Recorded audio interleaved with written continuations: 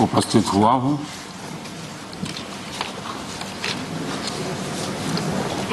आदरणीय राष्ट्रपति जी ने अपने भाषण में आत्मनिर्भर भारत को लेकर के और आकांक्षी भारत को लेकर के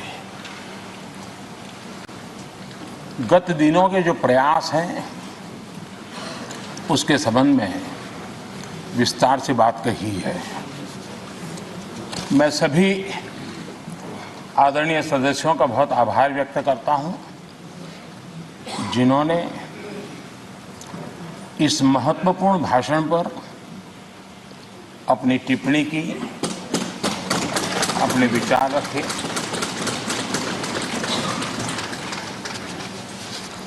आदरणीय अध्यक्ष जी,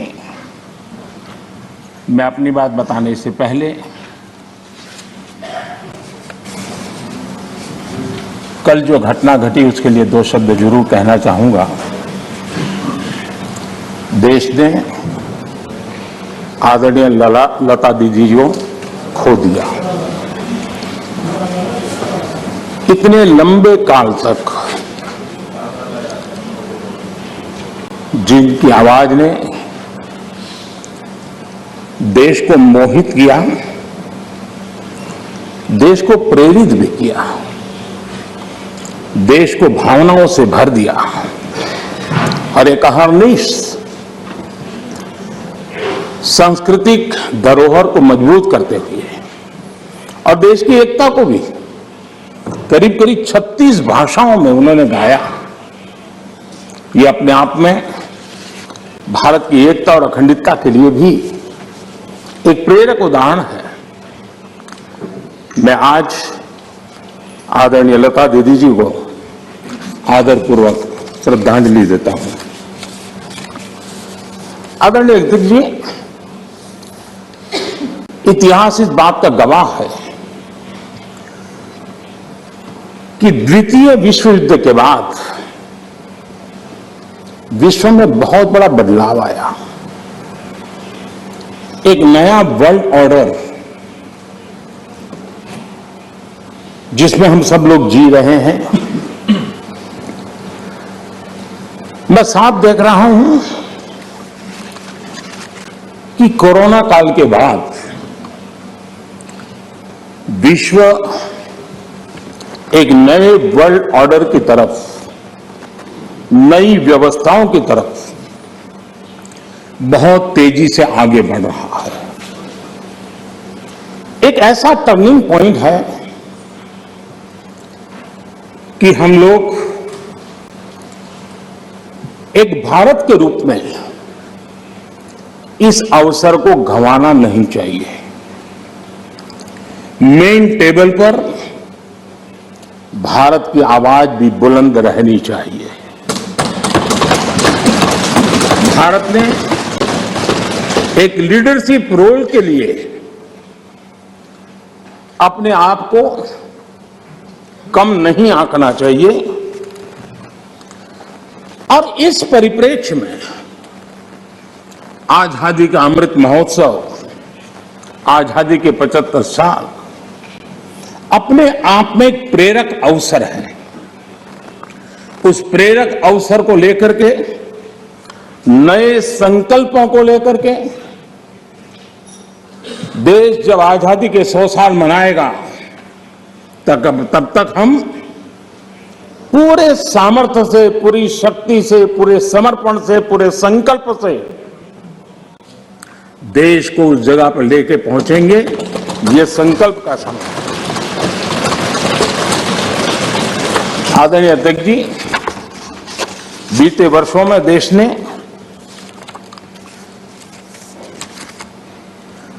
कई क्षेत्रों में, मूलभूत व्यवस्थाओं में बहुत मजबूती का अनुभव किया है और बहुत मजबूती के साथ हम आगे बढ़े हैं।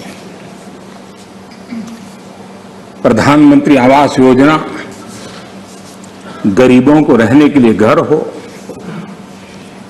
ये कार्यक्रम तो लंबे समय से चला है, लेकिन जो गति, जो व्यापकता, विशालता, विविधता उसने उसमें स्थान पाया, उसके कारण आज गरीब का घर भी लाखों से भी ज्यादा कीमत का बन रहा है। और एक प्रकार से जो भी पक्का घर पाता है वो गरीब आज लखपति की श्रेणी में भी आ जाता है। कौन हिंदुस्तानी होगा जिसको इस बात को सुनकर के गर्व न हो कि आज देश के गरीब से गरीब के घर में शौचालय बना है। आज खुले में शौच से देश के गांव भी मुक्त हुए हैं। कौन खुश नहीं है? कौन खुश है?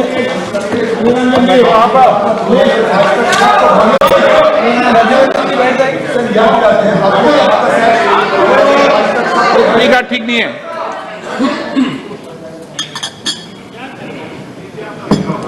हो गया? प्लीज मैं बैठने के लिए तैयार हूं। आप बोलिए। नहीं प्लीज अजय जी, आपको धन्यवाद करके शुरू करूं। बहुत बहुत धन्यवाद।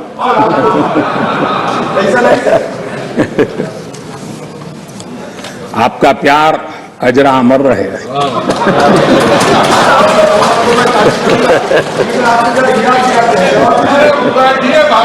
Please please please.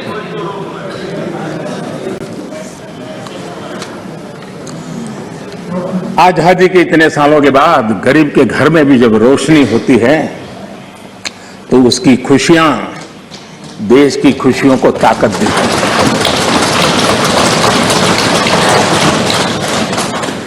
चूल्हे के धुएं से जलती हुई आंखों के साथ काम करने वाली मां को, गरीब मां को, और जिस देश में घर में गैस कनेक्शन हो यह स्टेटस सिंबल बन चुका था, उस देश में गरीब के घर में गैस का कनेक्शन हो, धुएं वाले चूल्हे से मुक्ति हो, तो उसका आनंद कुछ और ही होता है।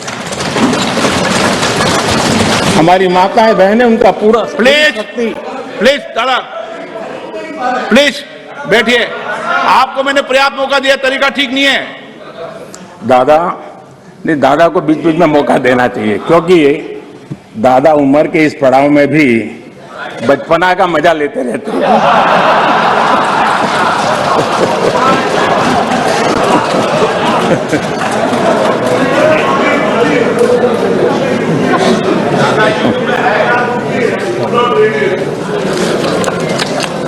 आज गरीब का बैंक में अपना खाता हो, आज बैंक जहां गए बिना गरीब भी अपने टेलीफोन से बैंक के खाते का उपयोग करता हो, सरकार के द्वारा दिए गई राशि सीधी डायरेक्ट बेनिफिट ट्रांसफर के तहत उसके खाते में पहुंचती हो, ये सब अगर आप जमीन से जुड़े हुए होते, अगर आप जनता के बीच में रहते होते तो जरूर ये चीजें नजर आती, दिखाई देता।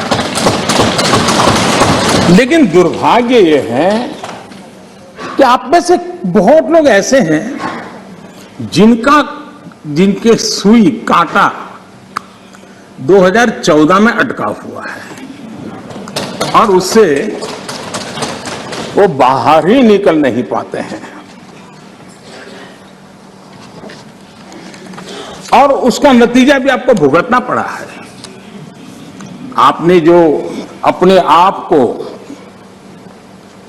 एक ऐसी मानसिक अवस्था में बांध के रखा है, देश की जनता आपको पहचान गई है। कुछ लोग पहले पहचान गए, कुछ लोग देर से पहचान रहे, और कुछ लोग आने वाले समय में पहचानने वाले हैं। अब देखिए, आप जब इतना सारा लंबा उपदेश देते हैं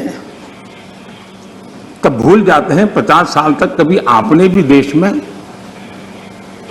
यहां बैठने का सौभाग्य प्राप्त किया था। और क्या कारण है कि आप सोच नहीं पाते। अब आप देखिए, नागालैंड के लोगों ने आखिरी बार 1998 में कांग्रेस के लिए वोट किया था, करीब 24 साल हो गए। ओडिशा ने 1995 में आपके लिए वोट किया था, सिर्फ 27 साल हो गए, आपको वहां एंट्री नहीं मिली। गोवा में 1994 में पूर्ण बहुमत के साथ आप जीते थे, 28 साल हो गए, गोवा ने आपको स्वीकार नहीं किया। पिछली बार 88 में त्रिपुरा में वहां की जनता ने वोट दिया था, करीब 34 साल पहले त्रिपुरा में। कांग्रेस का हाल है यूपी, बिहार और गुजरात। आखिर में 1985 में 1985 में करीब 37 साल पहले आपके लिए वोट किया था। पिछली बार पश्चिम बंगाल में वहां के लोगों ने 1972 में करीब 50 साल पहले आपको पसंद किया था। तमिलनाडु के लोगों ने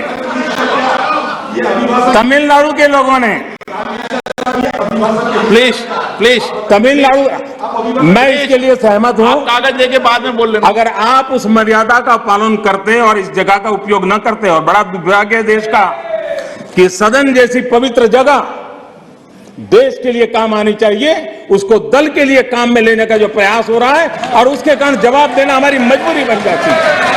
जवाब देना हमारी मजबूरी बन जाती है।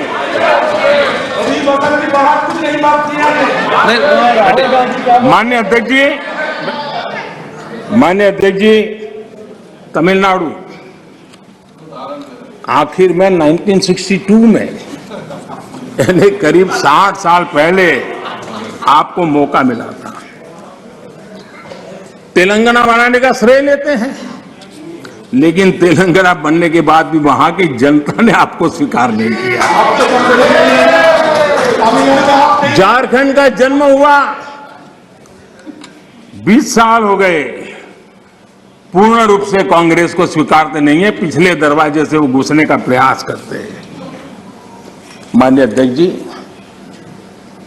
सवाल चुनाव नतीजों का नहीं है, सवाल उन लोगों की नीयत का है, उनकी नेक दिली का है कि इतने बड़े लोकतंत्र में इतने साल तक शासन में रहने के बाद देश की जनता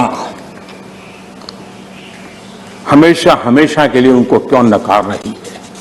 और जहां भी ठीक से लोगों ने राह पकड़ ली, दोबारा आपको प्रवेश करने नहीं दिया है। इतना सारा होने के बावजूद भी हम तो एक चुनाव हार जाए ना, महीनों तक न जाने इकोसिस्टम क्या क्या करती है। इतना सारा पराजय होने के बावजूद भी न आपका अहंकार जाता है, न आपकी इकोसिस्टम आपके अहंकार को जाने देती है।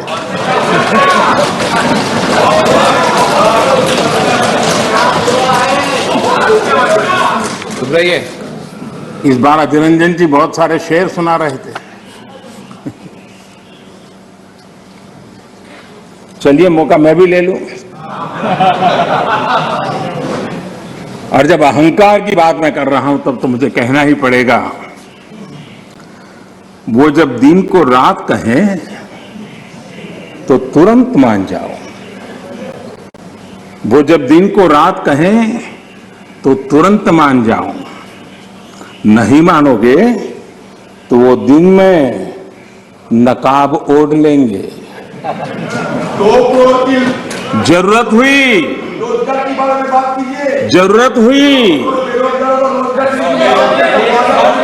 प्लीज, आप जरूरत हुई तो हकीकत को थोड़ा बहुत मरोड़ लेंगे। वो मगरूर है, खुद की समझ पर बेइंतहा। उन्हें आईना मत दिखाओ, इन्हें आईना मत दिखाओ, वो आईने को भी तोड़ देंगे।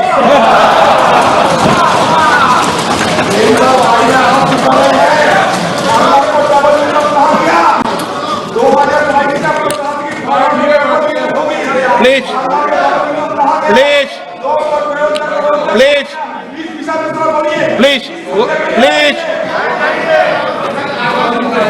आदरणीय अध्यक्ष जी, आजादी का अमृत महोत्सव, आजादी के 75 वर्ष में आज देश आजादी का अमृत महोत्सव मना रहा है और देश अमृत काल में प्रवेश कर रहा है। आजादी की इस लड़ाई में जिन जिन लोगों ने योगदान किया, वो किसी दल के थे या नहीं थे, इन सब से परे उठ करके देश के लिए जीने मरने वाले लोग, देश के लिए जवानी खपाने वाले लोग, ये हर किसी को स्मरण करने का, पुण्य स्मरण करने का अवसर है और उनके सपनों को याद करते हुए कुछ संकल्प लेने का अवसर है। आदरणीय अध्यक्ष जी, हम सब संस्कार से, स्वभाव से, व्यवस्था से लोकतंत्र के प्रतिबद्ध लोग हैं और आज से नहीं, सदियों से हैं। लेकिन यह भी सही है, आलोचना ये जीवंत लोकतंत्र का एक आभूषण है, लेकिन अंध विरोध ये लोकतंत्र का अनादर है। सबका प्रयास, इस भावना से भारत ने जो कुछ हासिल किया है, अच्छा होता उसे खुले मन से स्वीकार किया गया होता, उसका स्वागत किया होता, उसका गौरवगान करते। बीते 2 सालों में 100 साल का सबसे बड़ा वैश्विक महामारी का संकट पूरी दुनिया की मानव जात झेल रही है।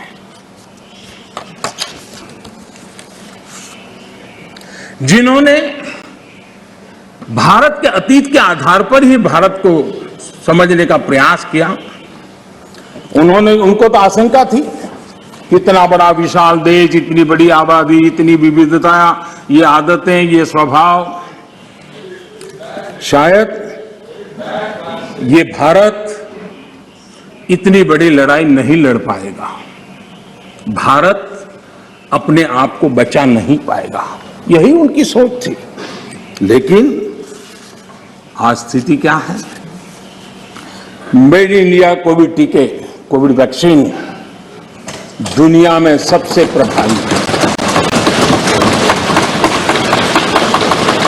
आज भारत 100% पहली डोज इस लक्ष्य के निकट करीब पहुंच रहा है और लगभग 80% सेकंड डोज उसका पड़ाव भी पूरा कर लिया है।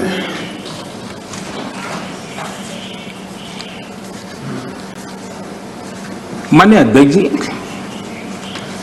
कोरोना एक वैश्विक महामारी थी, लेकिन उसे भी दलगत राजनीति के लिए उपयोग में लाया जाए, क्या ये मानवता के लिए अच्छा है? भारत जैसे, आपको मैं प्लीज प्लीज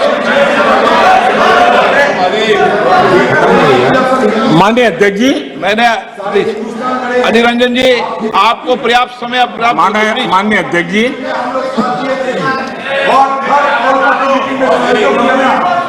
प्लीज प्लीज। माननीय अध्यक्ष जी, मैंने तो किसी का नाम नहीं दिया।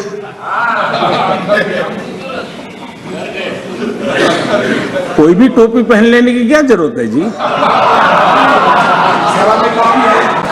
अरे क्यों?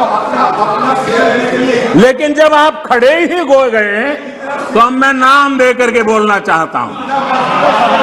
अब आप खड़े ही हो गए हैं तो मैं नाम दे करके बोलना चाहता हूं।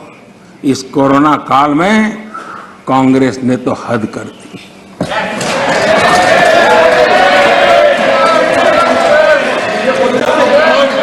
पहली लहर के दौरान मौका दूंगा आपको, प्लीज।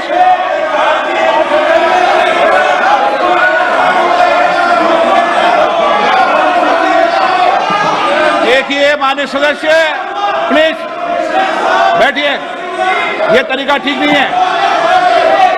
आपको मैंने पर्याप्त, प्लीज बैठिए, please please please please please. माननीय अध्यक्ष जी, अभी तो मैंने सिर्फ इतना का हद कर दी। प्लीज। पहली लहर के दौरान आपको मैंने देश जब पर्याप्त अवसर दिया था, मैंने लॉकडाउन का पालन कर रहा था, जब WHO दुनिया भर के लोगों को सलाह देता था, सारे हेल्थ एक्सपर्ट कह रहे थे कि जो जहां है वहीं पर रुके। सारी दुनिया में यह संदेश दिया जाता था, क्योंकि मनुष्य जहां जाएगा, अगर वो कोरोना से संक्रमित है तो कोरोना साथ ले जाएगा। तब कांग्रेस के लोगों ने क्या किया? मुंबई के रेलवे स्टेशन पर खड़े रह करके मुंबई छोड़कर जाने के लिए प्रोत्साहित करने के लिए मुंबई में श्रमिकों को टिकट दिया गया, मुफ्त में टिकट दिया गया, लोगों को प्रेरित किया गया कि जाओ महाराष्ट्र में हमारे पर जो बोझ है वो जरा कम हो, और जाओ तुम उत्तर प्रदेश के हो, तुम बिहार के हो, जाओ वहां कोरोना फैलाओ। आपने ये बहुत बड़ा पाप किया, अफरा तफरी का माहौल खड़ा कर दिया। आपने हमारे श्रमिक भाइयों बहनों को अनेक परेशानियों में धकेल दिया। और माननीय अध्यक्ष जी, उस समय दिल्ली में ऐसी सरकार थी जो है, उस सरकार ने तो जीप पर माइक बांध करके दिल्ली की झुग्गी झोपड़ी में गाड़ी घुमा करके लोगों को कहा संकट बड़ा है, भागो, गांव जाओ, घर जाओ। और दिल्ली से जाने के लिए बसें दी, आधे रास्ते छोड़ दिया और श्रमिकों को लिए अनेक मुसीबतें पैदा की। और उसका कारण हुआ कि यूपी में, उत्तराखंड में, पंजाब में जिस कोरोना की इतनी गति नहीं थी, इतनी तीव्रता नहीं थी, इस पाप के कारण कोरोना ने वहां भी अपनी लपेट में ले लिया। माननीय अध्यक्ष जी, ये कैसी राजनीति है? मानव जात पर संकट के समय ये कैसी राजनीति है? ये दलगत राजनीति कब तक चलेगी? आदरणीय अध्यक्ष जी, कांग्रेस के इस आचरण से सिर्फ मैं ही नहीं, पूरा देश अचंभित है।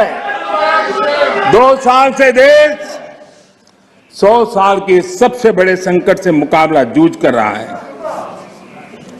कुछ लोगों ने जिस प्रकार का व्यवहार किया, देश उससे सोच में पड़ गया है। क्या ये देश आपका नहीं है? क्या ये देश के लोग आपके नहीं हैं?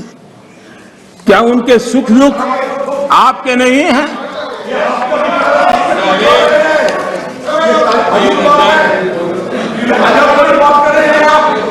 इतनी बड़ी संकट आया, कई राजनीतिक दल के नेता जरा आत्मनिरीक्षण करें। कितने राजनीतिक दल के नेता जो जनता के माने हुए नेता अपने आप को मानते हैं, उन्होंने लोगों को रिक्वेस्ट की हो, अपील की हो, भाई कोरोना का एक ऐसा संकट है, वैश्विक महामारी है, आप मास्क पहनो, हाथ धोना रखो, 2 गज की दूरी रखो। कितने नेता हैं? क्या ये बार बार देश की जनता को अगर कहते तो उसमें कोई बीजेपी की सरकार को क्या फायदा होने वाला था? मोदी को क्या फायदा होने वाला था? लेकिन इतने बड़े संकट में भी इतना सा पवित्र काम करने से भी चूक गए। इसलिए माननीय अध्यक्ष जी, कुछ लोग हैं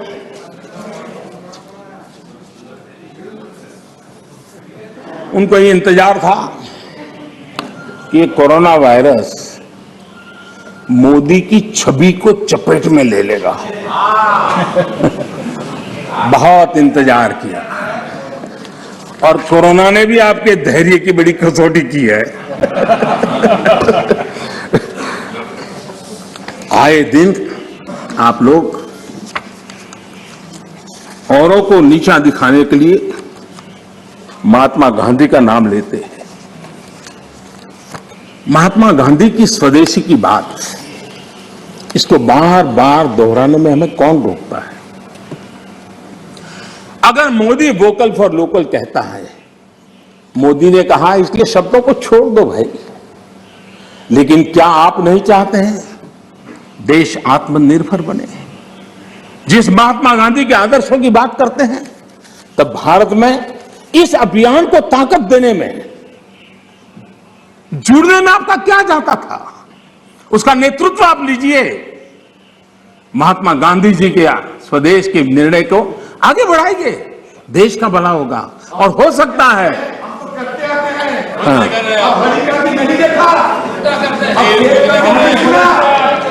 आप महात्मा गांधी के सपनों को सच होते देखना नहीं चाहते।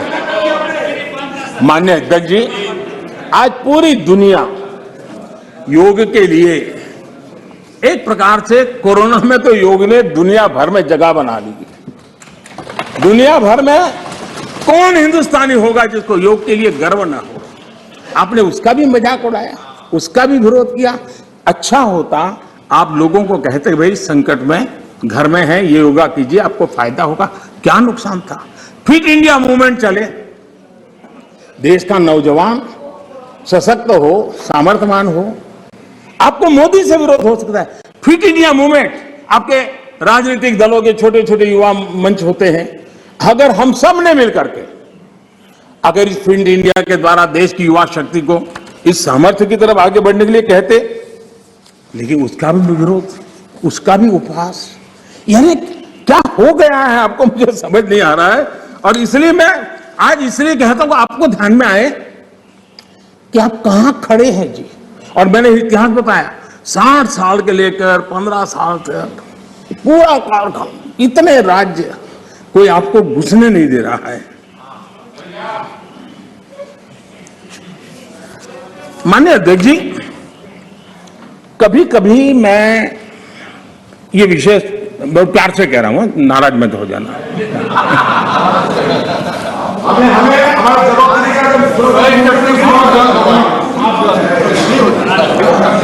मुझे कभी कभी माननीय अध्यक्ष जी ये विचार आता है, उनके बयानों से, उनके कार्यक्रमों से, उनके कर्तृत्व से, जिस प्रकार से आप बोलते हैं, जिस प्रकार से मुद्दों से जुड़ते हैं, ऐसा लगता है कि आपने मन बना लिया है कि 100 साल तक सत्ता में नहीं आना है।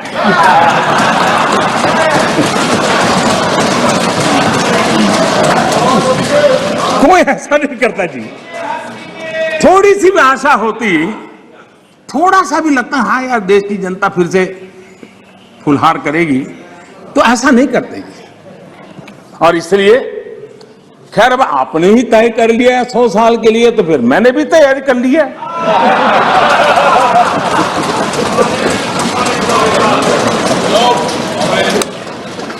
मान्य अध्यक्ष जी, ये सदन इस बात का साक्षी है कि कोरोना वैश्विक महामारी से जो बनी स्थितियां उत्पन्न हुई, उसको निपटने के लिए भारत ने जो भी रणनीति बनाई, उसको लेकर के डे 1 से क्या क्या नहीं कहा गया, किसने क्या बोला, आज वो खुद देखेंगे तो उनको हैरानी हो जाए कि ऐसा कैसे बुलवा लिया, किसने बुलवा लिया, पता नहीं क्या बोल दिए हम लोग। दुनिया के और लोगों से बड़ी बड़ी कॉन्फ्रेंस कर गए, ऐसी बातें बुलवाई गई ताकि पूरे विश्व में भारत बदनाम हो। खुद को टिके रहने के लिए आर्थिक आयोजन को भारत कैसे चल रहा है, माय गॉड क्या कुछ कहा गया, बड़े बड़े पंडितों ने क्या क्या कहा, पूरी आपकी इकोसिस्टम लग गई थी। हम जो भी समझते थे, भगवान ने जो समझ दी थी, लेकिन समझ से ज्यादा समर्पण बहुत बड़ा था जी। और जहां समझ से समर्पण ज्यादा होता है, वहां देश और दुनिया को अर्पण करने की ताकत भी होती है जी। और वो हमने करके दिखाया है। और जिस रास्ते पर हम चले, आज विश्व के अर्थ जगत के सभी ज्ञाता इस बात को मानते हैं कि भारत ने जिस आर्थिक नीतियों को लेकर इस कोरोना कालखंड में अपने आप को आगे बढ़ाया, वो अपने आप में एक उदाहरणीय है। और अनुभव भी हम करते हैं, हमने देखा है।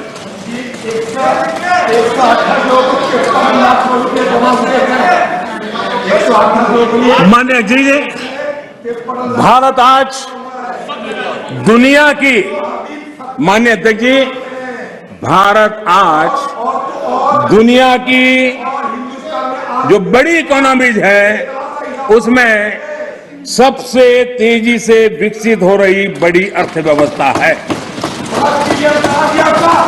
माननीय अध्यक्ष जी, इस कोरोना कालखंड में भी हमारे किसानों ने रिकॉर्ड पैदावार की, सरकार ने रिकॉर्ड खरीदी की।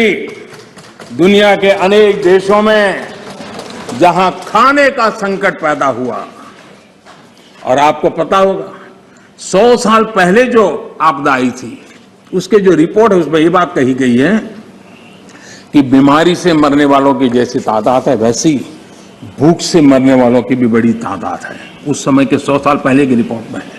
इस देश ने किसी को भूख से मरने नहीं दिया। 80 करोड़ से अधिक देशवासियों को मुफ्त राशन उपलब्ध कराया, और आज भी करा रहे हैं। माननीय अध्यक्ष जी, हमारा total export historically highest record पर है, और ये कोरोना काल में है। कृषि एक्सपोर्ट ऐतिहासिक रूप से टॉप पर पहुंचा है।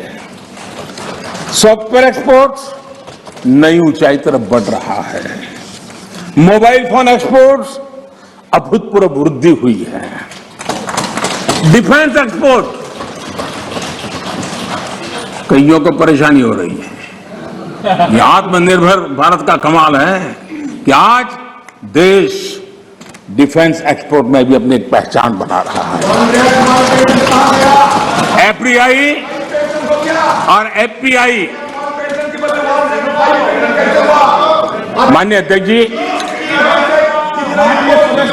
चीन के साथ हमारा एक्सपोर्ट सदस्य, माननीय सदस्य, एक मिनट,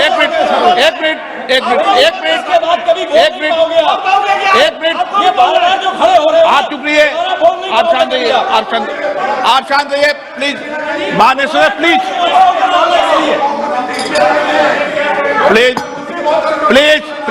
प्लीज, एक मिनट चुप रहिए आप भी। माननीय सदस्य, आप चुप रहिए, आपको किसने इजाजत दी? बैठिए। माननीय सदस्यगण, मैंने सभी माननीय सदस्यों को पर्याप्त समय पर्याप्त अवसर दिया है, लेकिन माननीय सदस्य आपने जब बोला तो मैंने कहा कि कोई भी इस सदन में नेता बोल रहे हैं, कोई टिप्पणी टिप्पणी करेंगे, लेकिन आज आप ये उचित व्यवहार नहीं है। सदन के नेता बोल रहे हैं, सदन की गरिमा को बनाए रखें, ये मेरा आपसे आग्रह है। आपको मैं बोलने का मौका दूंगा।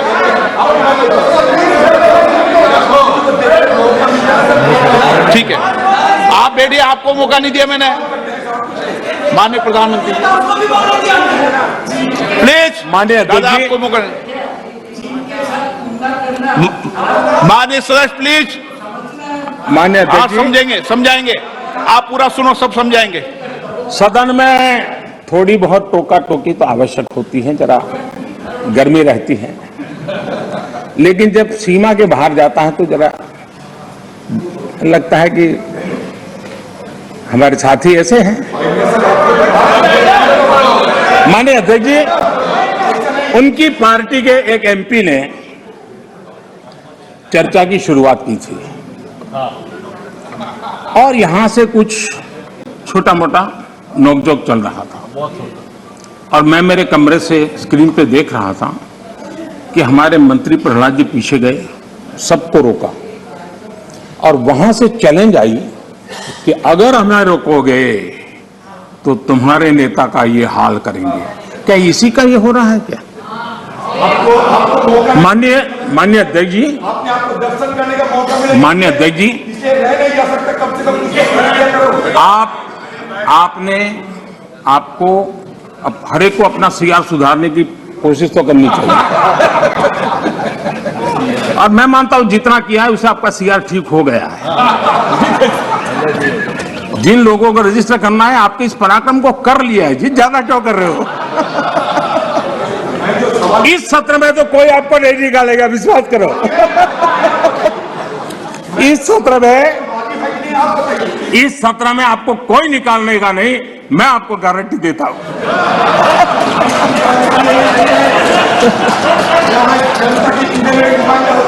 ठीक है, इस जगह से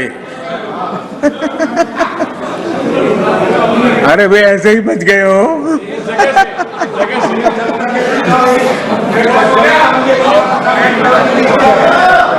माननीय अध्यक्ष जी, एफडीआई और एफपीआई का रिकॉर्ड निवेश आज भारत में हो रहा है।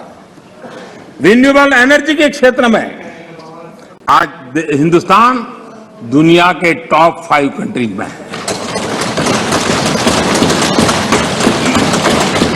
माननीय अध्यक्ष जी, ये सब इसलिए संभव हुआ है कि कोरोना काल में इतना बड़ा संकट सामने होने के बावजूद भी अपने कर्तव्य को निभाते हुए इस संकट के काल में देश को बचाना है तो रिफॉर्म जरूरी थी और हमने वो जो रिफॉर्म किए उसका परिणाम है कि आज हम इस तरीके से स्थिति पर आगे पहुंचे। माननीय अध्यक्ष जी, एमएसएमई सदस्य प्लीज सहित आप बैठिए। हर उद्योग को गलत तरीका है आपका। जरूरी सपोर्ट दी, बैठिए, ऐसे नहीं चलेगा। नियमों को, प्रक्रियाओं को सरल किया।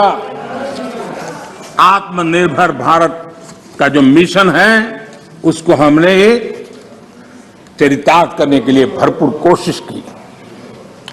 ये सारी उपलब्धियां ऐसे हालत में देश ने हासिल की हैं जब अंतर्राष्ट्रीय स्तर पर आर्थिक जगत में बहुत बड़ी उथल पाथल आज भी चल रही है। सप्लाई चेन पूरी तरह चरमरा गई है। लॉजिस्टिक सपोर्ट में अनेक संकट पैदा हुए हैं। दुनिया में सप्लाई चेन की वजह से केमिकल फर्टिलाइजर पर कितना बड़ा संकट आया है और भारत आयात करने पर डिपेंडेंट है। कितना बड़ा आर्थिक बोझ देश पर आया है।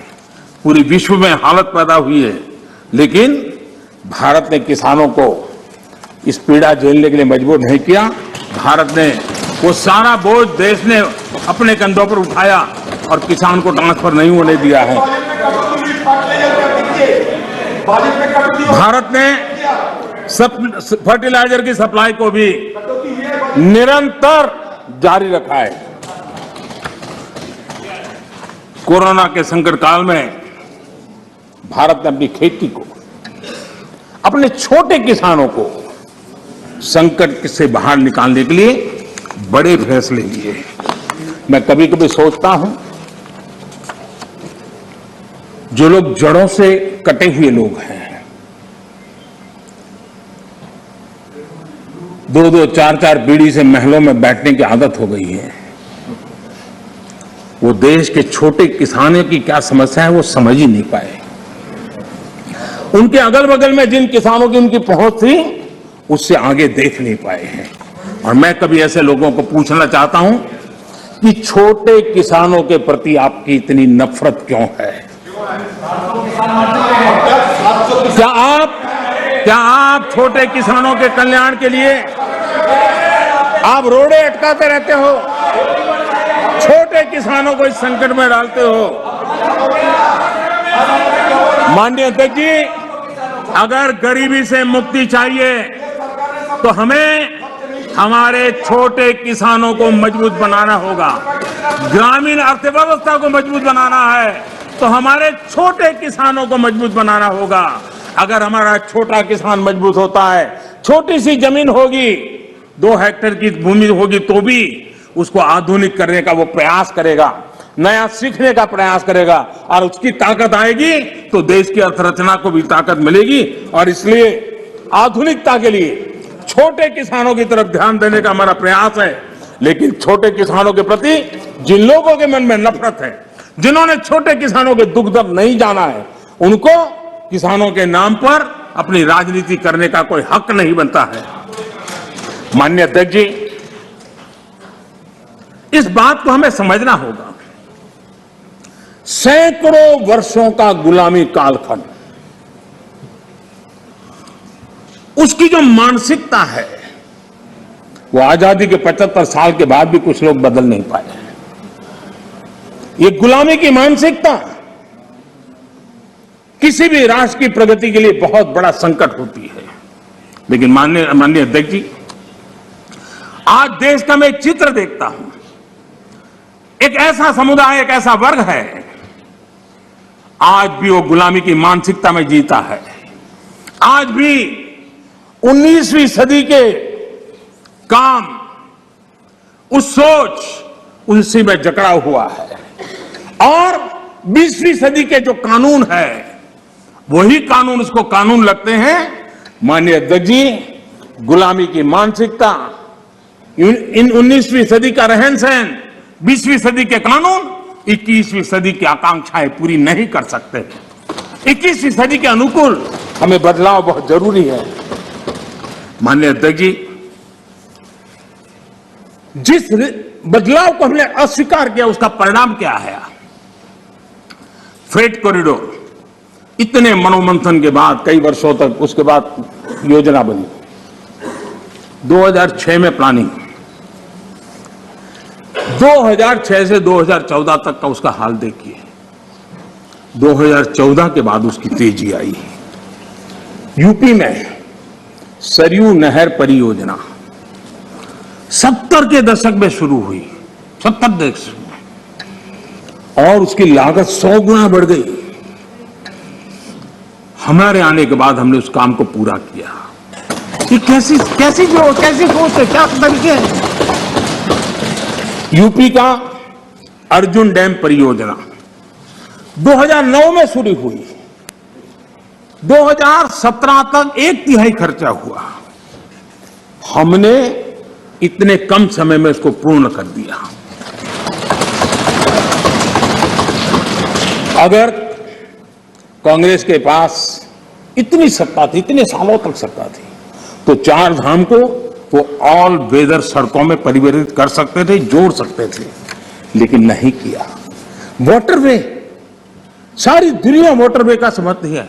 हमारा ही देश था कि हमने वाटरवे को नकार दिया। आज हमारी सरकार को वाटरवे पे काम करना रहा है। पुराने अप्रोच से गोरखपुर के कारखाना बंद होता था, हमारे अप्रोच से गोरखपुर का फर्टिलाइजर का कारखाना शुरू होता है। माननीय अध्यक्ष जी, ये लोग ऐसे हैं जो जमीन से कटे हुए हैं, उसके कारण उनके लिए फाइल की मूवमेंट, फाइल में सिग्नेचर करके कौन अगला मुलाकाती आएगा उसी के इंतजार में जो रहते हैं, आपके लिए फाइल सब कुछ है, हमारे लिए 130 करोड़ देशवासियों का लाइफ महत्वपूर्ण है। आप फाइल में खोए रहे, हम लाइफ बदलने के लिए जी जान से जुटे हुए लोग। आज उसी का परिणाम है प्रधानमंत्री गति शक्ति मास्टर प्लान।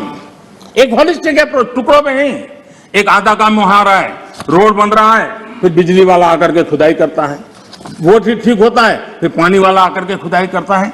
उस सारी समस्याओं से बाहर आकर के हमने डिस्ट्रिक्ट लेवल तक गति शक्ति मास्टर प्लान की दिशा में हम काम कर रहे हैं। उसी प्रकार से हमारा देश की विशेषता को देखते हुए मल्टी मॉडल ट्रांसपोर्ट सिस्टम, उस पर हम बड़ा जोर दे रहे हैं और कनेक्टिविटी पर, इसके का आधार पर हम जोर दे रहे हैं।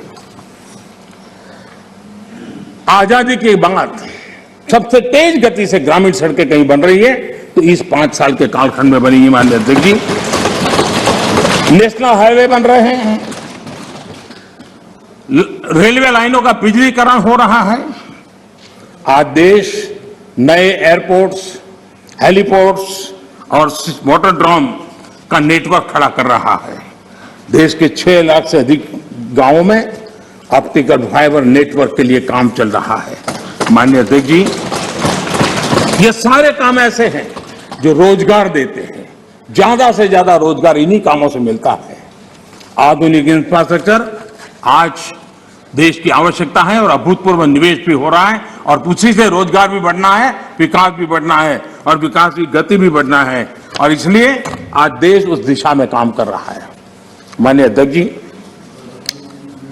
जितनी ज्यादा अर्थव्यवस्था ग्रो करेगी उतने ही रोजगार के अवसर पैदा होंगे और इसी लक्ष्य को लेकर के पिछले 7 साल से हमने इन चीजों पर फोकस किया है और उसका परिणाम है हमारा आत्मनिर्भर भारत अभियान।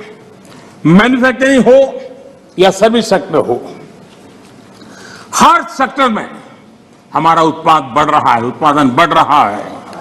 आत्मनिर्भर भारत अभियान के हम आज ग्लोबल वैल्यू चेन के हिस्से बन रहे हैं। ये अपने आप में भारत के लिए एक अच्छी निशानी है। हमारा बड़ा फोकस एमएसएमई और टेक्सटाइल जैसे लेबर इंसेंटिव सेक्टर्स में है। एमएसएमई की परिभाषा में सुधार, एमएसएमई की परिभाषा में हमने सुधार करके उसको भी नए अवसर दिए हैं। अपने छोटे उद्योगों को सुरक्षित करने के लिए, एमएसएमई के लिए सरकार ने इस कोरोना के विकट कालखंड में 3 लाख करोड़ रुपए की विशेष योजना भी शुरू की है और उसका लाभ हमारे एमएसएमई सेक्टर को मिला है। और इसका बहुत बढ़िया स्टडी एसबीआई ने किया है। एसबीआई का स्टडी कहता है कि 13.5 लाख एमएसएमईज इस योजना के कारण बर्बाद होने से बच गए हैं। एसबीआई का स्टडी कहता है 1.5 करोड़ नौकरियां बची हैं और करीब 14% एमएसएमई लोन्स के कारण एनपीए होने की जो संभावना थी उससे बच गए हैं। माननीय अध्यक्ष जी, जो सदस्य जमीन पर जाते हैं वो इसके प्रभाव को देख सकते हैं। विपक्ष के भी कई साथी मुझे मिलते हैं, कहते हैं कि साहब ये इस योजना ने बहुत बड़ा लाभ किया है, एमएसएमई सेक्टर को इस संकट की घड़ी में बहुत बड़ा सहारा दिया है।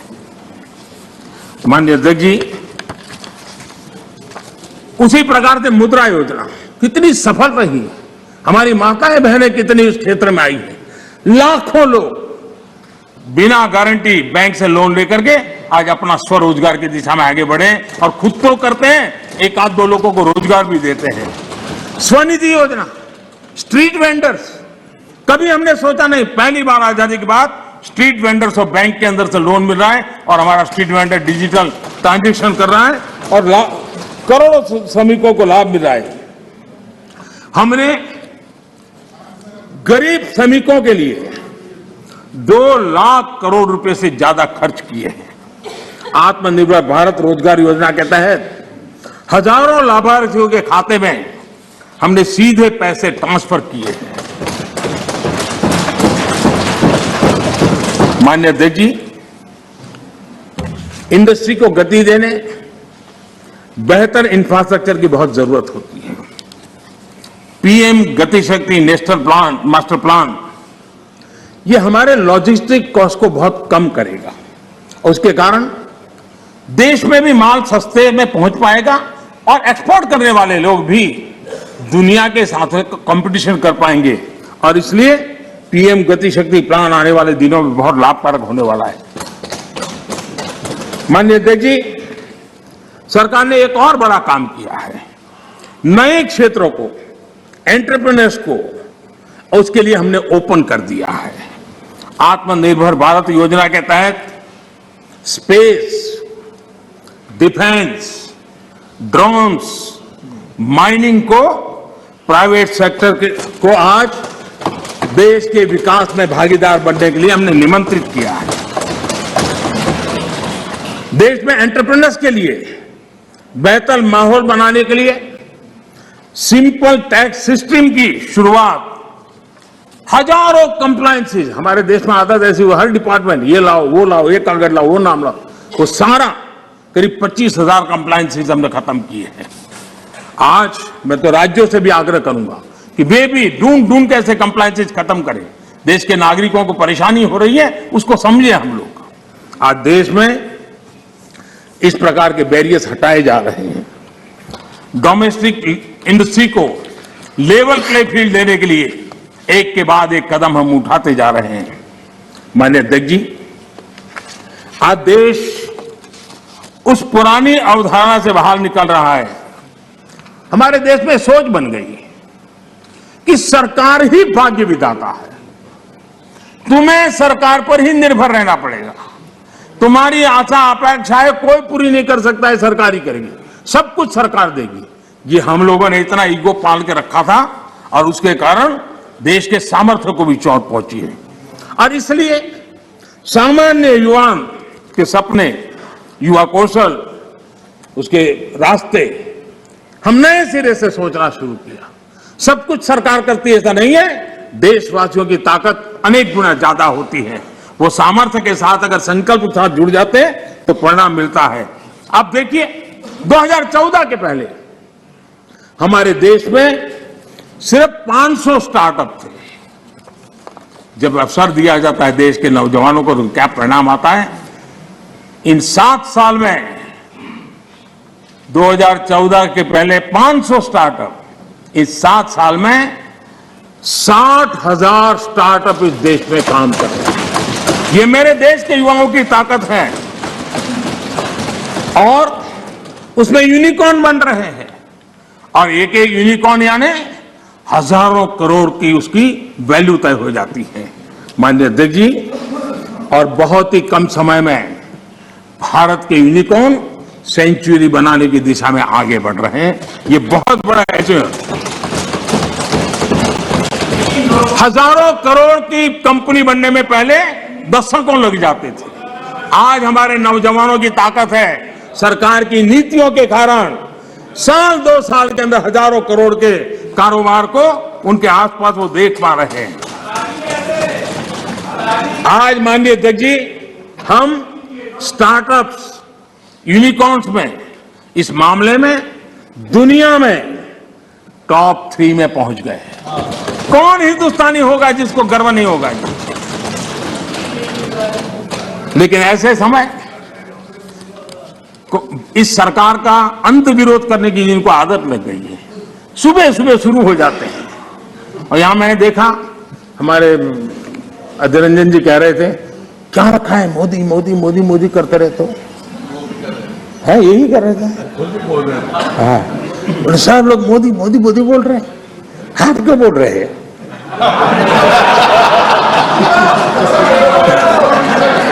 आप लोग सुबह होते ही शुरू हो जाते हैं। एक पल आप लोग मोदी के बिना नहीं बिता सकते। अरे मोदी तो आपकी प्राण शक्ति है।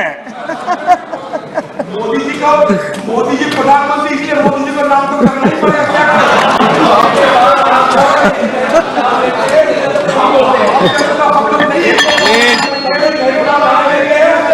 एक बोल रहे हैं ना, माननीय अध्यक्ष जी, चलो बैठिए। कुछ लोग देश के नौजवानों को, देश के एंटरप्रेन्योर्स को, देश के वेल्थ क्रिएटर्स को, उनको डराने में आनंद आता है, उनको भयभीत करने में आनंद आता है, उनको गुमराह करने में आनंद आता है।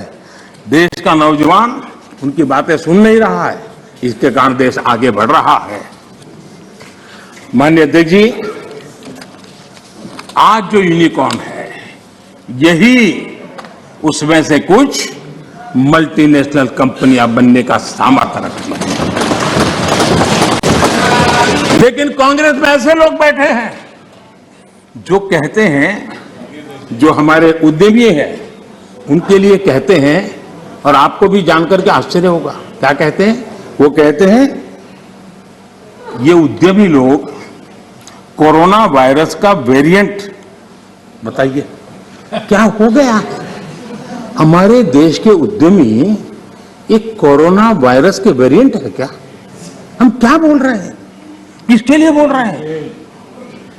कोई जरा आपके अंदर बैठे तो जरा बोलो तो सही, ये क्या हो रहा है? पार्टी का नुकसान हो रहा है, कांग्रेस पार्टी का नुकसान हो रहा है।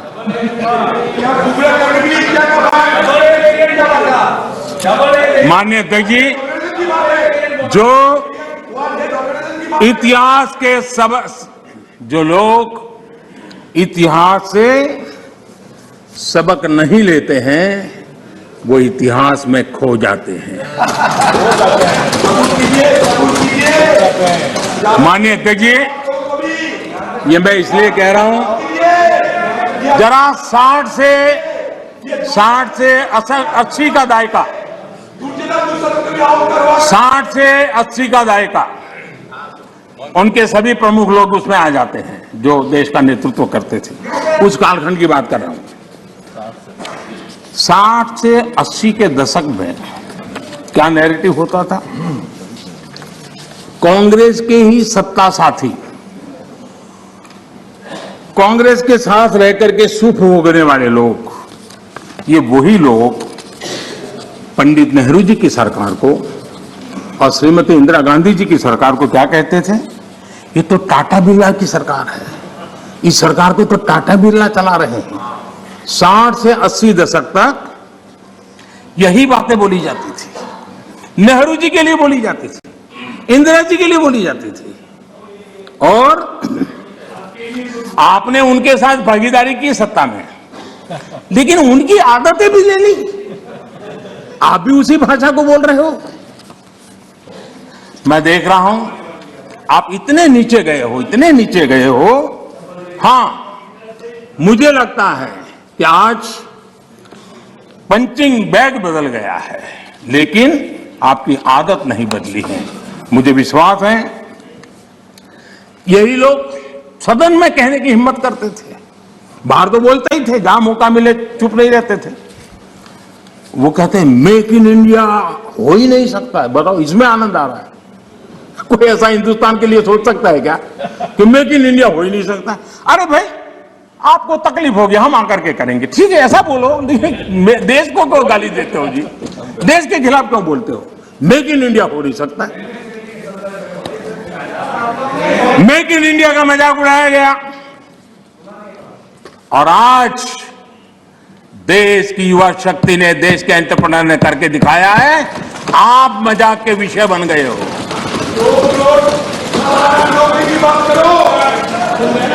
और मेक इन इंडिया की सफलता आप लोगों को कितना दर्द दे रही है, ये मैं भली भांति समझ पा रहा हूं। माननीय अध्यक्ष जी, मेक इन इंडिया से कुछ लोगों को तकलीफ इस बात के लिए है क्योंकि मेक इन इंडिया का मतलब है कमीशन के रास्ते बंद। मेक इन इंडिया का मतलब है भ्रष्टाचार के रास्ते बंद।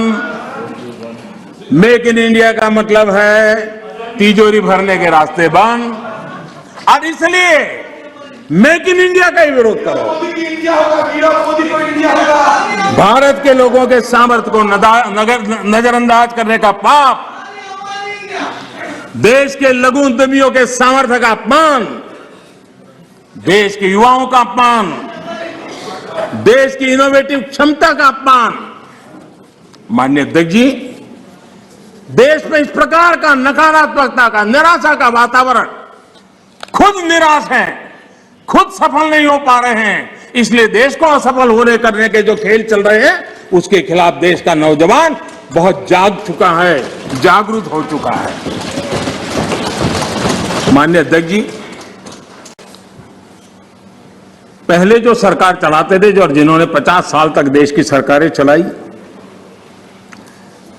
मेक इन इंडिया को लेकर उनका क्या रवैया था? सिर्फ डिफेंस सेक्टर को हम देखें तो सारी बातें समझ आती थी, वो क्या करते थे, कैसे करते थे, क्यों करते थे, किसके लिए करते थे। पहले सालों में क्या होता था, नए इक्विपमेंट खरीदने के लिए प्रोसेस चलती थी, सालों तक चलती थी, और जब फाइनल निर्णय होता था तब वो चीज पुरानी हो जाती थी। अब बताइए देश का क्या बना, आउट ऑफ डेट हो जाती थी और हम पैसे देते थे। हमने इन सारी प्रोसेस को सिंप्लीफाई किया है। सालों से पेंडिंग डिफेंस सेक्टर के जो इश्यू थे उसको हमने निपटाने का प्रयास किया। पहले किसी भी आधुनिक प्लेटफॉर्म या इक्विपमेंट के लिए हमें दूसरे देशों की तरफ देखना पड़ता था। जरूरत के समय आपाधापी में आयुध खरीदा जाता था, ये लाओ वो लाओ, कौन पूछता है भाई, हो जाए। यहां तक कि स्पेयर पार्ट्स के लिए भी हम अन्य देशों पर निर्भर रहे हैं। दूसरों पर निर्भर होकर इस देश की सुरक्षा निश्चित नहीं कर सकते हैं। हमारे पास यूनिक व्यवस्था होनी चाहिए, हमारी अपनी व्यवस्था होनी चाहिए। रक्षा क्षेत्र में आत्मनिर्भर होना ये राष्ट्र सेवा का भी एक बहुत बड़ा काम है, और जो मैं देश के नौजवानों को भी आह्वान करता हूं कि आप अपने कैरियर में इस क्षेत्र को चुनिए, हम ताकत के साथ खड़े होंगे। माननीय अध्यक्ष जी,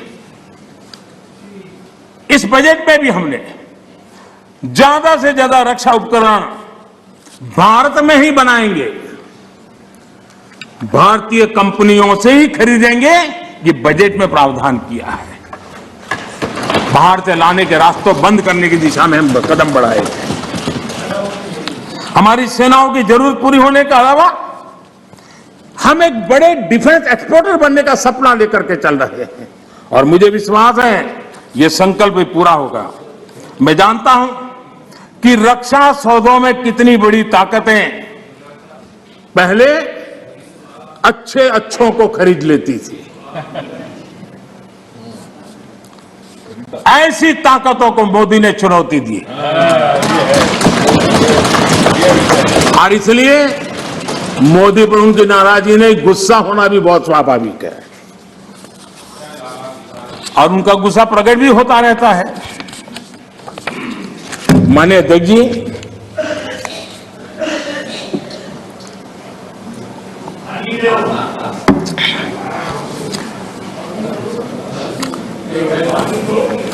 विपक्ष के हमारे कुछ साथियों ने यहां महंगाई का मुद्दा भी उठाया। अच्छा लगता, देश का भी भला होता अगर आपकी ये चिंता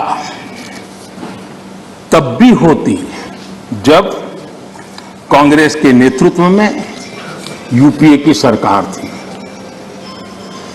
ये दर्द उस समय भी होना चाहिए था। आप शायद भूल गए हैं, मैं जरा आपको याद दिलाना चाहता हूं। कांग्रेस सरकार के आखिरी 5 सालों में लगभग पूरे कार्यकाल में देश को डबल डिजिट महंगाई की मार झेलनी पड़ी थी। हमारे आने से पहले ये स्थिति थी। कांग्रेस की नीतियां ऐसी थी कि सरकार खुद मानने लगी थी कि महंगाई उसके नियंत्रण से बाहर है। 2011 में तत्कालीन वित्त मंत्री जी ने लोगों से बेशर्मी के साथ कह दिया था कि महंगाई कम करने के लिए किसी अलादीन के जादू की उम्मीद न करें। ये आपके नेताओं की असंवेदनशीलता। हमारे चिदंबरम जी, जो कि इन दिनों इकोनॉमी पर अखबारों में लेख लिखते हैं, जब सरकार में थे तब क्या कहते थे? उस समय के नेता क्या कह रहे थे आपके? वो कहते थे 2012 में उन्होंने कहा था कि लोगों को 15 रुपये की पानी की बोतल और 20 रुपये की आइसक्रीम खरीदने में तकलीफ नहीं होती, लेकिन गेहूं चावल पर 1 रुपया बढ़ जाए तो बर्दाश्त नहीं के होता। ये आपके नेताओं के बयान, यानी महंगाई के प्रति कितना असंवेदनशील रवैया था, ये चिंता का कारण है। माननीय अध्यक्ष जी, महंगाई देश के सामान्य मानवी से सीधा जुड़ा हुआ मुद्दा है और हमारी सरकार ने, एनडीए सरकार ने पहले दिन से सतर्क और संवेदनशील रह करके इस मसले को बारीकाई से हैंडल करने का प्रयास किया है और इसलिए हमारी सरकार महंगाई नियंत्रण को अपनी वित्तीय पॉलिसी का प्राथमिक लक्ष्य बनाया हमने। माननीय अध्यक्ष जी, 100 साल में आई इतनी बड़ी महामारी के इस कालखंड में भी हमने प्रयास किया कि महंगाई और जरूरी चीजों की कीमत आसमान न छुए। सामान्य मानवी के लिए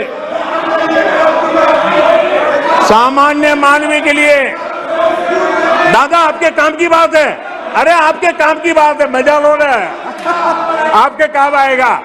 थोड़ा मैं आगे जाऊंगा तो आपके काम आएगा।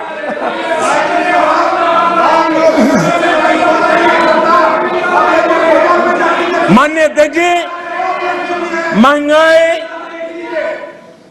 और जरूरी चीजों की कीमत आसमान न छुए। सामान्य मानवी के लिए, खासकर गरीब के लिए महंगाई बर्दाश्त की सीमा से बाहर न हो और महंगाई को नियंत्रण में रखने के लिए हमने क्या किया है, ये आंकड़े खुद बता रहे हैं। कांग्रेस के जहां महंगाई दर डबल डिजिट में थी, 10% से ज्यादा थी, वहीं 2014 से 2020 तक महंगाई 5% से कम रही है। 5% से कम रही है। कोरोना के बावजूद आपको मैं बोलने देना चाहता हूं तो कि आगे आपकी मजा होने वाली है, जरा इंतजार करो, आ रहा हूं।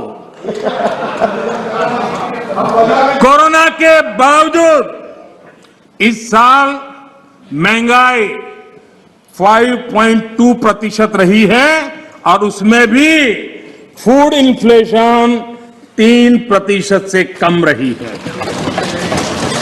आप अपने समय में वैश्विक परिस्थितियों की दुहाई देकर पल्ला झाड़ लेते थे, वैसे महंगाई पर कांग्रेस के राज में पंडित नेहरू जी ने लाल किले से क्या कहा वो जरा आपको मैं बताना चाहता हूं।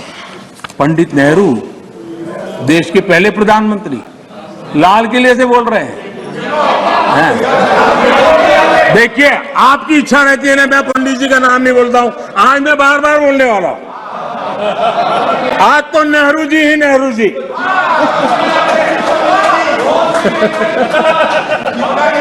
मजा लीजिए आज। आपके नेता कहेंगे मजा आ गया।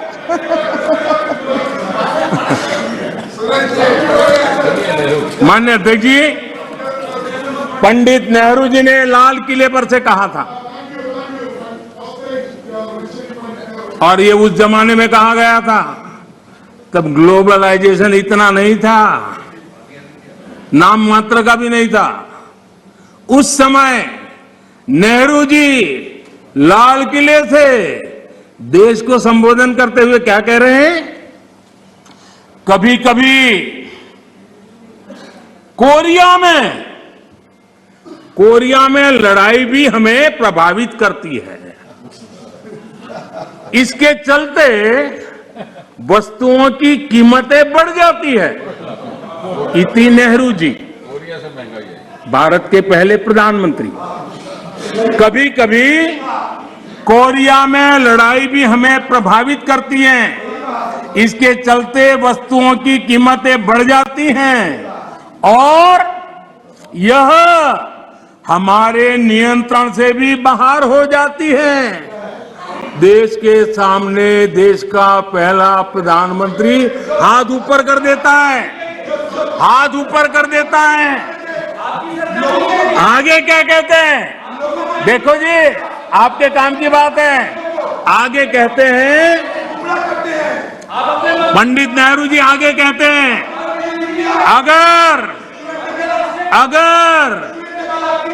अगर अमेरिका में भी कुछ हो जाता है तो इसका असर भी वस्तुओं की कीमत पर पड़ता है।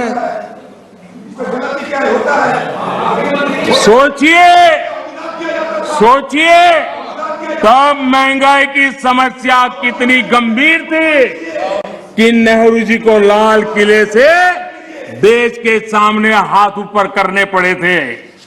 नेहरू जी ने तब कहा था, माननीय अध्यक्ष जी, अगर कांग्रेस सरकार आज सत्ता में होती, क्या देश का नसीब है? देश बच गया। लेकिन आज अगर आप होते तो महंगाई कोरोना के खाते में जमा करके झाड़ करके निकल जाते आप लोग। लेकिन हम बड़ी संवेदनशीलता के साथ इस समस्या को महत्वपूर्ण समझ करके उसके समाधान के लिए पूरी ताकत से काम कर रहे हैं। आज दुनिया में अमेरिका और ओईसीडी जैसे देशों में, अमेरिका और ओईसीडी देशों में महंगाई 7% है, करीब 7%। लेकिन माननीय अध्यक्ष जी, हम किसी पर ठीकरा फोड़ करके भाग जाने वालों में से नहीं है। हम ईमानदारी से प्रयास करने वालों में लोग हैं, जिम्मेवारी के साथ देशवासियों के साथ खड़े रहने वाले लोग हैं। माननीय अध्यक्ष जी, इस सदन में गरीबी कम करने के भी बड़े बड़े आंकड़े दिए गए, लेकिन एक बात भूल गए।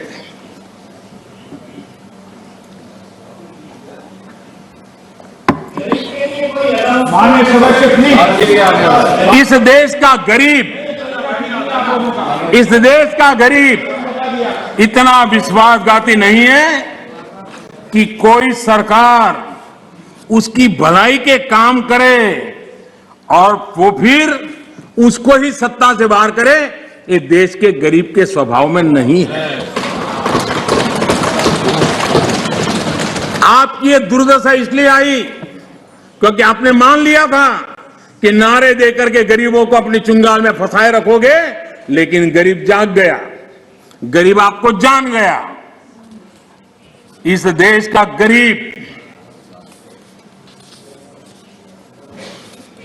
इतना जागरूक है कि आपको 44 सीटों पर समेट दिया, 44 सीट पे लाकर के रोक दिया। कांग्रेस 1971 से गरीबी हटाओ के नारे पर चुनाव जीतती रही थी।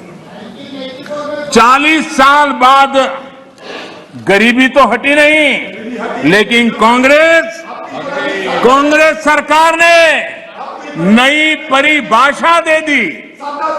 माननीय अध्यक्ष जी, देश के नौजवानों ने इन बातों को जानना बहुत जरूरी है। और अध्यक्ष जी, आप देखिए कि ये डिस्टर्ब तब करते हैं कि उनको अंदाजा आता है चोट बड़ी गहरी होने वाली है। उनको मालूम है कि मुसीबत में फंसे हैं आज, और कुछ लोग बोल करके भाग जाते हैं और झेलना ऐसे बेचारों को पड़ता है।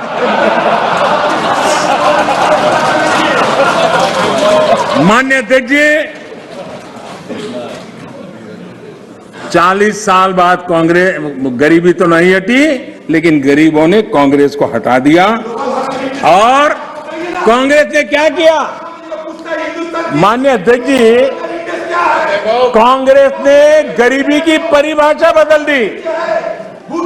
2013 में एक ही झटके में उन्होंने कागज पे कमाल करके 17 करोड़ गरीब लोगों को अमीर बना दिया। ये कैसे हुआ? इसकी सच्चाई देश के युवाओं को पता होना चाहिए। मैं आपको उदाहरण देता हूं। आपको मालूम है, हमारे देश में पहले रेलवे में first class, second class, third class होता था। जो फर्स्ट क्लास होता था, एक लाइन लिखी रहती थी दरवाजे के बाजूगल में, सेकंड क्लास में 2 लिखी रहती थी, थर्ड क्लास में 3। इनको लगा ये थर्ड क्लास वाला जरा मैसेज ठीक नहीं है, तो उन्होंने एक लाइन निकाल दी।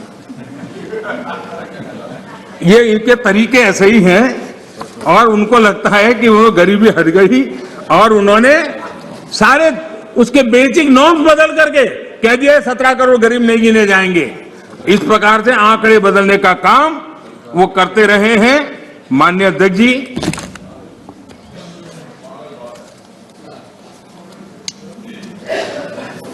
यहां कुछ तात्विक मुद्दों को उठाने की कोशिश की। मैंने तो समझने की बहुत कोशिश की, शायद कोई समझ पाया हो, ऐसा तो मुझे अभी कोई मिला नहीं है। लेकिन जो को समझ पाया होगा तो मैं समझने के लिए तैयार हूं। ऐसे कुछ बातें सुनता हूं तो। माननीय अध्यक्ष जी, सदन में राष्ट्र को लेकर बातें हुई, ये बातें हैरान करने वाली है। मैं मेरी बात रखने से पहले एक बात दोहराना चाहता हूं, और मैं कोट कर रहा हूं।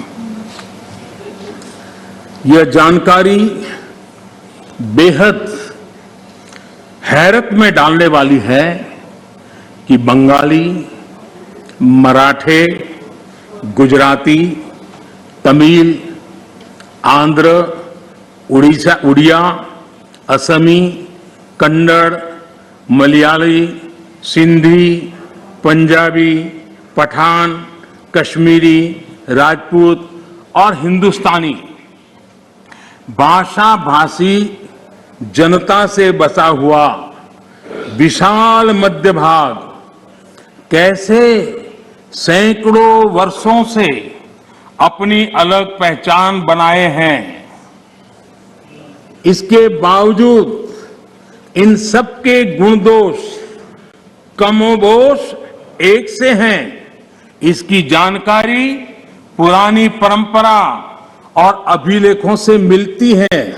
साथ ही इस पूरे दौरान वे स्पष्ट रूप से ऐसे भारतीय बने रहे जिनकी राष्ट्रीय विरासत एक ही थी और उनकी नैतिक और मानसिक विशेषताएं भी समान थी। एक कोटेशन है, अध्यक्ष महोदय, हम भारतीयों की इस विशेषता को बताते हुए इस कोटेशन में दो शब्द गौर करने वाले हैं, राष्ट्रीय विरासत। और ये कोट पंडित नेहरू जी का है।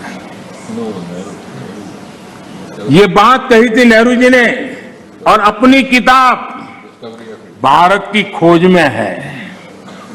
हमारी राष्ट्रीय विरासत एक है, हमारे नैतिक और मानसिक विशेषताएं एक है।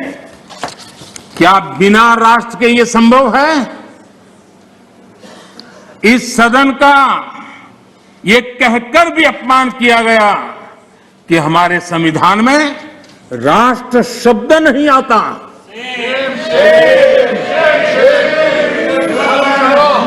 संविधान की प्रस्तावना में लिखा राष्ट्र पढ़ने में ना आए, ये हो नहीं सकता है।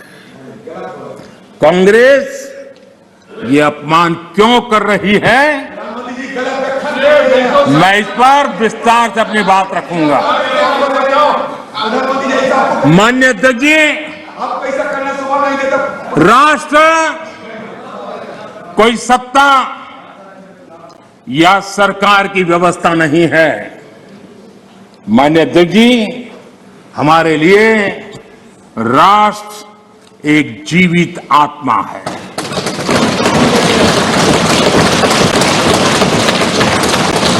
और इससे हजारों साल से देशवासी जुड़े हुए हैं और जूझते रहे हैं। हमारे यहां विष्णु पुराण में कहा गया है, ये किसी भाजपा वाले ने नहीं लिखा है, विष्णु पुराण में कहा गया है, उत्तरम यत् समुद्रस्य हिमाद्रश्च दक्षिणम वर्ष तद भारतम नाम भारती यत्र संतति ही।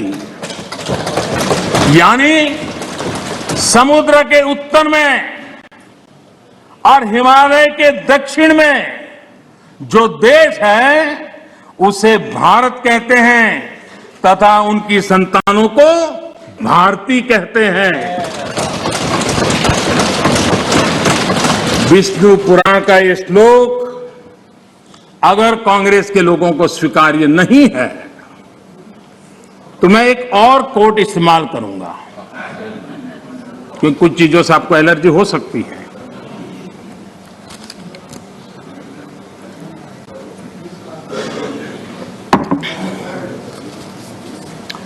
मैं कोट कह रहा हूं, एक क्षण आता है मगर इतिहास में विरल ही आता है जब हम पुराने से बाहर निकलकर नए युग में कदम रखते हैं।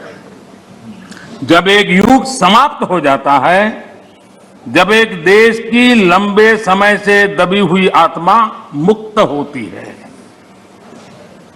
ये भी नेहरू जी के ही बोल है।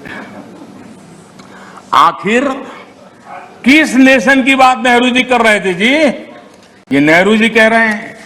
और माननीय अध्यक्ष जी, यहां तमिल सेंटिमेंट को आग लगाने की भारी कोशिश की गई। राजनीति के लिए कांग्रेस की जो परंपरा अंग्रेजों के विरासत में आई दिखती है, किया था कांग्रेस के लिए, तोड़ो तोड़ो तोड़ो और राज करो, तोड़ो और राज करो, बांटो और राज करो। लेकिन मैं आज तमिल भाषा के महाकवि, माननीय अध्यक्ष जी, तमिल भाषा के महाकवि और स्वतंत्र सेनानी आदरणीय सुब्रमण्यम भारती ने जो लिखा था, मैं यहां दोहराना चाहता हूं। तमिल भाषी लोग मुझे क्षमा करें, मेरे उच्चारों में कोई गलती हो तो, लेकिन मेरा आदर और मेरी भावना में कोई कमी नहीं है।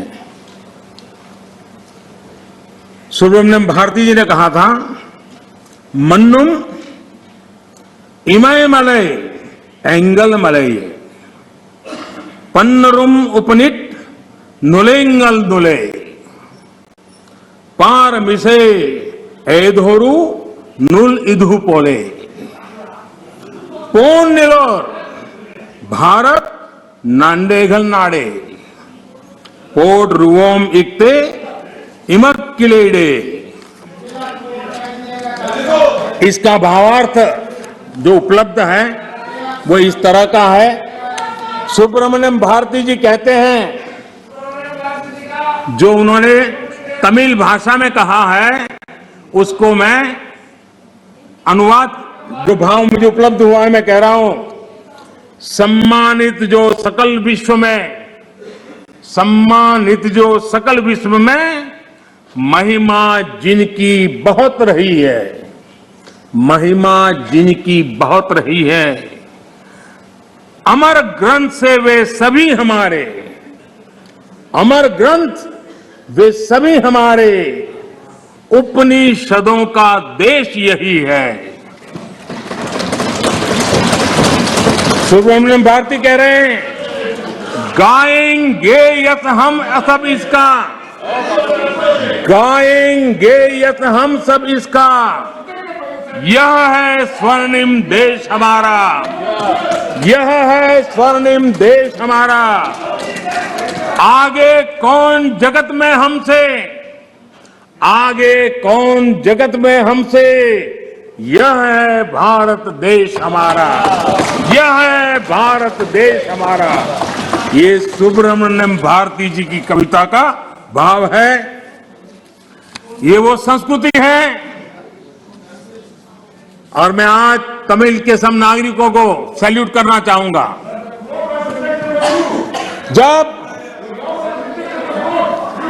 जब हमारे सीडीएस रावत दक्षिण में हेलीकॉप्टर के अकस्मात में उनका निधन हुआ और जब उनका बॉडी तमिलनाडु में हवाई अड्डे की तरफ ले जाने के लिए रास्ते पर गुजर रहा था, मेरे तमिल भाई, मेरी तमिल बहनें लाखों की संख्या में घंटों तक कतार में खड़ी रही थी रोड पर, कोई सूचना नहीं, संदेश नहीं, इंतजार करते खड़ी रही थी। और जब सीडीएस रावत का बॉडी वहां से निकल रहा था, तब हर तमिलवासी गौरव के साथ हाथ ऊपर कर करके आंख में आंसू के साथ कहता था, वीर वणक्कम, वीर वणक्कम, वीर वणक्कम, ये मेरा देश है।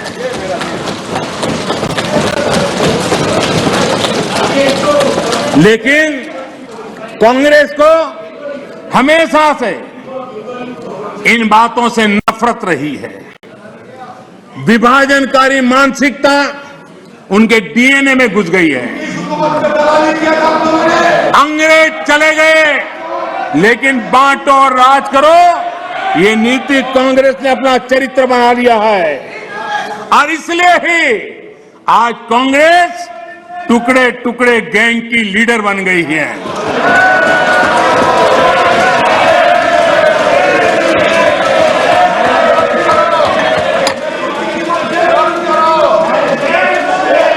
माननीय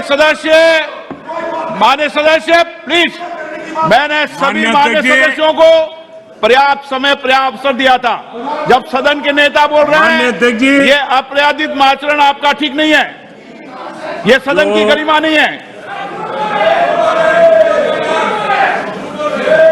जो लोकतंत्र की प्रक्रिया से हमें रोक नहीं पा रहे हैं, वो यहां अनुशासनहीनता करके हमें रोकने की कोशिश कर रहे हैं। लेकिन इसमें भी विफलता मिलेगी, इसमें भी विफलता मिलेगी। माननीय अध्यक्ष महोदय, कांग्रेस पार्टी का सत्ता में आने की इच्छा खत्म हो चुकी है। लेकिन जब कुछ मिलने वाला नहीं है तो कम से कम बिगाड़ तो दो।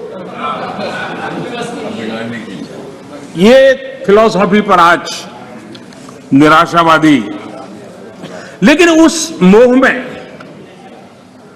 बर्बाद कर करके छोड़ेंगे, इस मोह में देश में वो बीज बो रहे हैं जो अलगाव की जड़ों को मजबूत करने वाले हैं। सदन में ऐसी बातें हुई कि जिसमें देश के कुछ लोगों को उकसाने का भरपूर प्रयास किया गया। अगर पिछले 7 साल से कांग्रेस के हर कारनामे, हर गतिविधि उसको बारीकी से देखेंगे तो हर चीज को अगर धागे में बांध करके देखेंगे तो इनका गेम प्लान क्या है वो बिल्कुल समझ में आता है, और वो ही मैं आज उनका खुला कर रहा हूं। माननीय अध्यक्ष जी, आपका गेम प्लान कोई भी हो,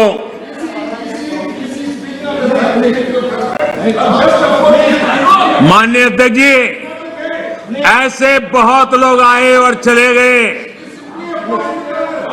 लाखों कोशिशें की गई, अपने स्वार्थवश की गई, लेकिन ये देश अजरा अमर है।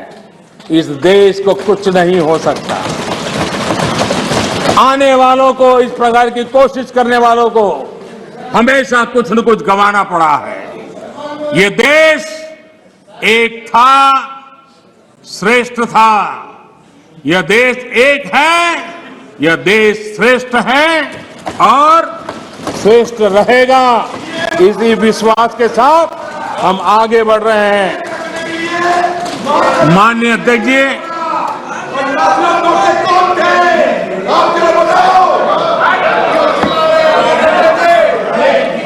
माननीय अध्यक्ष जी, माननीय अध्यक्ष जी, यहां कर्तव्यों की बात करने पर भी ऐतराज जताया गया है। उससे भी कुछ लोगों को पीड़ा हुई है कि देश का प्रधानमंत्री कर्तव्य की बात क्यों करता है, कर्तव्य की चर्चा हो रही। किसी बात को समझ के अभाव से या बद इरादे से विकृति से घर देना, विवाद खड़ा कर देना ताकि खुद लाइमलाइट में रहे। मैं हैरान हूं, अचानक कांग्रेस को अब कर्तव्य की बात चुभने लगी है। आप लोग, अजय रंजन जी, आप बैठिए, आप बैठिए। अरे आपकी जिंदगी बोलते रह रहा है, आपका वही काम है। माननीय अध्यक्ष जी, माननीय अध्यक्ष जी, आप लोग, माननीय अध्यक्ष जी, आप लोग कहते रहते हैं कि मोदी जी नेहरू जी का नाम नहीं लेते हैं। तो आज मैं आपकी मुराद बराबर पूरी कर रहा हूं, आपकी प्यास बुझा रहा हूं। देखिए, कर्तव्यों के संबंध में, कर्तव्यों के संबंध में नेहरू जी ने क्या कहा था, जरा मैं आज कोट सुनाता हूं। माननीय अध्यक्ष जी, पंडित नेहरू जी, देश के प्रथम प्रधानमंत्री, उन्होंने क्या कहा था? मैं आपसे फिर कहता हूं, मैं कोट कर रहा हूं, मैं आपसे फिर कहता हूं कि आजाद हिंदुस्तान है, आजाद हिंदुस्तान की सालगिरह हम मनाते हैं, लेकिन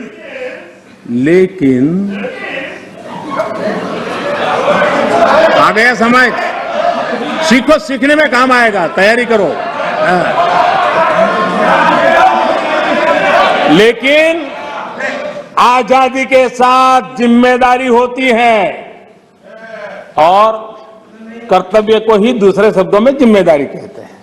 इसलिए कोई समझना हो तो मैं समझा दूं, कर्तव्य को दूसरे शब्दों में जिम्मेदारी कहते हैं। अब ये पंडित नेहरू का कोट है। मैं आपसे फिर कहता हूं कि आजाद हिंदुस्तान है, आजाद हिंदुस्तान की सालगिरह हम मनाते हैं, लेकिन आजादी के साथ जिम्मेदारी होती है। जिम्मेदारी कर्तव्य खाली हुकूमत की नहीं, जिम्मेदारी हर एक आजाद शख्स की होती है। और अगर आप उस जिम्मेदारी को महसूस नहीं करते, अगर आप समझते नहीं, तब पूरी तौर पर आप आजादी के माने नहीं समझे और आप आजादी को पूरी तौर से बचा नहीं सकते हैं।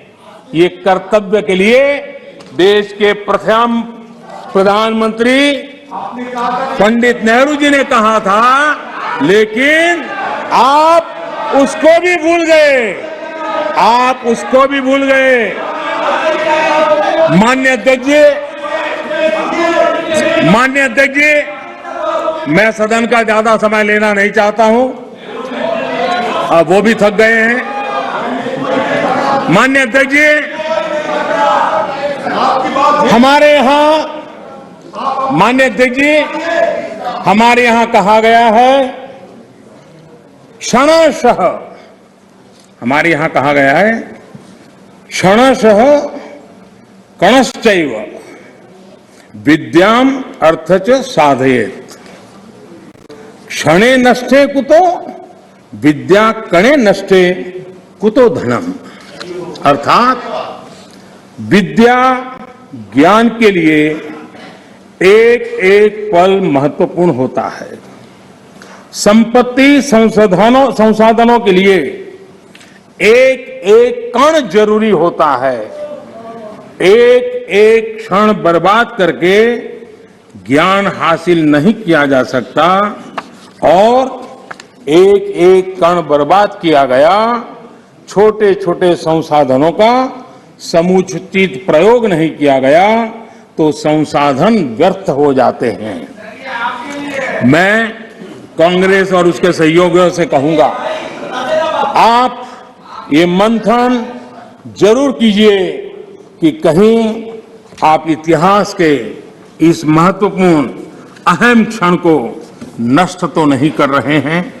मुझे सुनाने के लिए, मेरी आलोचना करने के लिए, मेरे दल को कोसने के लिए बहुत कुछ है, कर सकते हैं आप और आगे भी करते रहिए, मौकों की कमी नहीं है।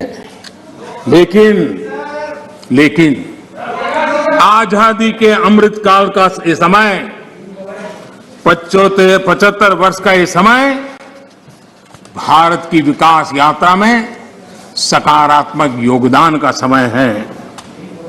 मैं विपक्ष के और यहां पर बैठे हुए भी सभी साथियों से और इस सदन के माध्यम से देशवासियों से भी आजादी के इस अमृत महोत्सव के पर्व पर आग्रह करता हूं, निवेदन करता हूं, अपेक्षा करता हूं कि आओ इस आजादी के अमृत महोत्सव को हम नए संकल्पों के साथ, आत्मनिर्भर भारत बनाने के संकल्प के साथ एकजुट होकर हम लग जाएं, कोशिश करें पिछले 75 साल में जहां जहां हम कम पड़े हैं उसको पूरा करें और आने वाले 2047 के शताब्दी वर्ष बनाने से पहले देश को कैसा बनाना है उसका संकल्प लेकर के आगे बढ़े। देश के विकास के लिए मिलकर के काम करना है। राजनीति अपने जगह पर है, हम दलगत भावनाओं से ऊपर उठ करके देश की भावनाओं को लेकर के जिए। चुनाव के मैदान में जो कुछ करना है करते रहिए, लेकिन हम देश हित में आगे आए, इसी एक अपेक्षा रखता हूं।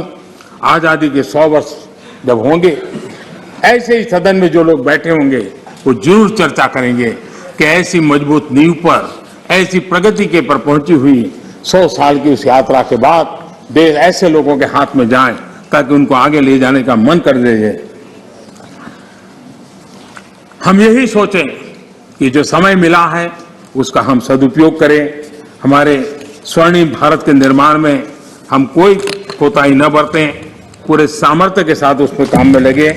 माननीय अध्यक्ष जी, मैं फिर एक बार राष्ट्रपति जी के उद्बोधन को, धन्यवाद प्रस्ताव को अनुमोदन करता हूं और मैं इस सदन में चर्चा में भाग लेने वाले सभी माननीय सांसदों का भी फिर से एक बार धन्यवाद करते हुए आपने जो अवसर दिया, रोका टोका की कोशिश के बावजूद भी मैंने सभी विषयों को स्पर्श करने का प्रयास किया है। बहुत बहुत धन्यवाद। माननीय सदस्यगण, धन्यवाद प्रस्ताव पर 13 सदस्यों के प्रस्ताव आए हैं। श्री N.K. प्रेमचंदन जी, प्रोफेसर सौगत राय, विनायक भाव राउत, बेनी बैनर्जी, E.B. ईडन जी, एडवोकेट अदर प्रकाश जी, प्रताप राव जाधव जी, के सुरेश जी, V.K. श्री कंदन, प्रद्युत बोरोदोलोई, श्रीमती रामे हरिदास, अधीर रंजन चौधरी, श्री मणिकम टेगोर ने संशोधन प्रस्तुत किए। अब मैं सभी संशोधनों को एक साथ सभा में मतदान के लिए रखता हूं।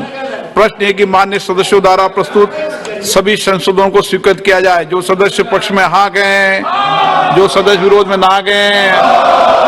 मेरे विचार में निर्णय ना वालों के पक्ष में संशोधन स्वीकृत हुए। अब मैं राष्ट्रपति के अभिभाषण के धन्यवाद प्रस्ताव को सभा में मतदान के लिए रखता हूं। प्रश्न है कि राष्ट्रपति की सेवा निम्नलिखित शब्दों से एक समावेदन प्रस्तुत किया जाए कि सत्र में समवेत लोकसभा के सदस्य राष्ट्रपति के उस अभिभाषण के लिए जो उन्होंने 31 जनवरी 2022 को एक साथ समवेत संसद की दोनों सभाओं के समक्ष देने की कृपा की, उनके अत्यंत आभारी हैं। जो सदस्य इसके पक्ष में हाँ गए, जो सदस्य विरोध में ना गए, मेरे विचार में निर्णय हाँ वालों के पक्ष में प्रस्ताव स्वीकृत हुआ।